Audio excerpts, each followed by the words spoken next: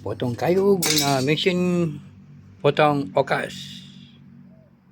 Ya, mesin ni okey, tapi agak berbahaya buat kerja seorang-seorang. Kena hati-hati lah ya.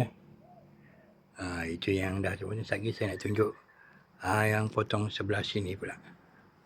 Ya, yang potong di sini. Ni dah potong. Susun banyak-banyak kayu. Potong. 2 minit habis. Kalau guna gergaji biasa manual, mau 3 hari. Okey. Doakan saya. Bismillahirrahmanirrahim.